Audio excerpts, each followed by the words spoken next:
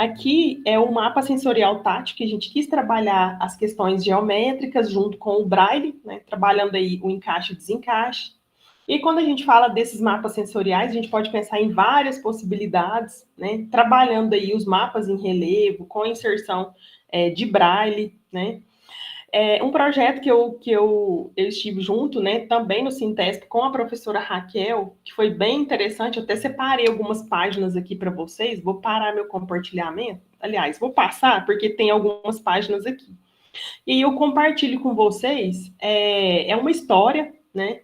E através dessa história, a gente inseriu vários elementos para trabalhar a alfabetização dessa criança. Então, a gente identificou com as etiquetinhas em braille e a gente trouxe elementos naturais aí, né, que vocês podem utilizar, comprar, se vocês quiserem, nessas lojas de artesanato.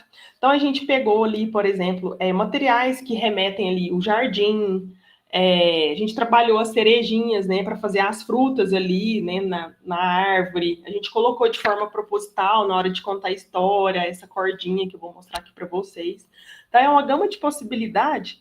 E aí eu acho bem interessante falar isso para vocês. Quando a gente fala, né, de tecnologia assistiva, o livro, quando ele traz esses elementos, ele é um recurso de tecnologia assistiva que pode contribuir muito nas salas de recurso, trabalhando diversas habilidades sensoriais aí com essa criança, né? Linguagem, contação de história, elementos que muitas das vezes uma criança cega não tem ainda a percepção de mundo ali, do entorno. Como que é a textura da árvore? É só um tipo de árvore?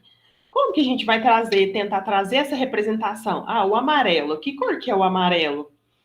Como que eu vou trazer para essa criança com deficiência visual esses detalhes que é muito importante, que ele vai se identificar aí e observar essas histórias, frases, elementos lá na frente com o seu crescimento, né? Então a gente pode dar exemplos, por exemplo, o mel quente, a gente pode falar que né, trazer esses tons de amarelo, o sol.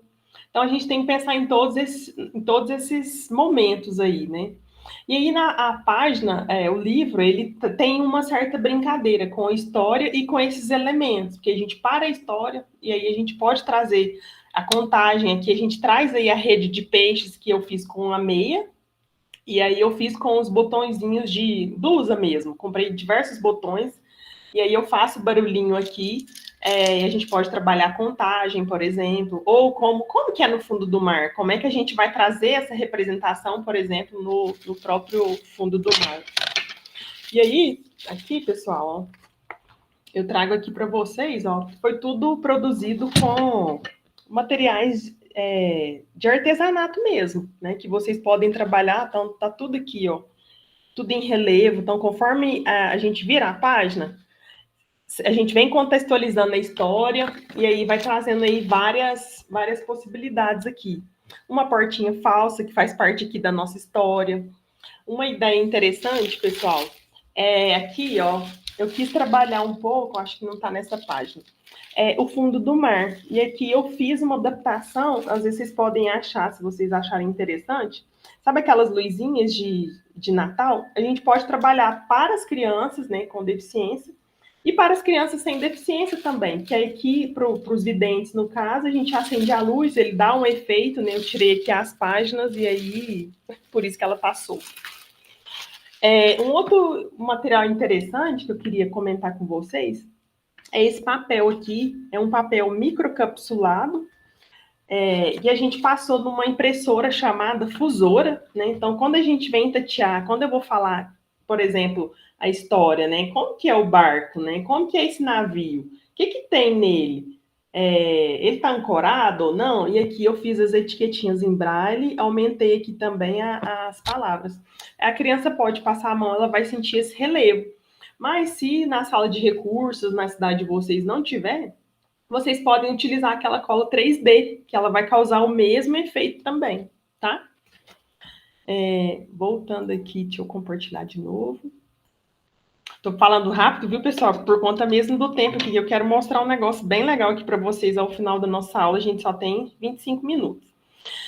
Aqui no Sintesp, a gente desenvolveu, né, uma história em quadrinhos bem legal, que é a Turminha do Paralímpico, que eu trouxe mesmo, que eu queria mostrar para vocês, né? Aqui a gente tem crianças com e sem deficiência, e aí a gente tem aqui a Mariana, que é uma criança surdo-cega, né, que faz parte dessa história, né? Quando a gente vê muito essas questões de capacitismo entre as crianças, né, é uma abordagem bem interessante para a gente trabalhar dentro da escola, né, com todos os alunos. E aí eu quis trazer um pouquinho para vocês, né, dessa história. E aí, quando a gente está falando aí nessa adequação desses materiais, quando a gente está falando aí, né, no atendimento educacional especializado, a gente não pode esquecer de um recurso muito importante, que é a audiodescrição. A audiodescrição é um sistema, ele é um recurso comunicacional que vai contribuir. Como que é aquele ambiente da sala de aula? Como que vai ser orientar essa mobilidade para aquela criança saber que cor que é a cadeira que eu sento? Que cor que é o quadro? Como que é o cabelo da professora? Então, tudo isso é muito importante. Então, eu trago aqui, não vai dar tempo de ler para vocês, mas esse material vai ficar disponível. Então, é muito interessante quando a gente pensa nas histórias, mas trazendo a perspectiva, né? Por exemplo, então a Mariana levanta com firmeza os braços, como está aqui na história em quadrinhos. E aí é muito interessante quando a gente pensa nessa perspectiva também, para atender os nossos alunos, né?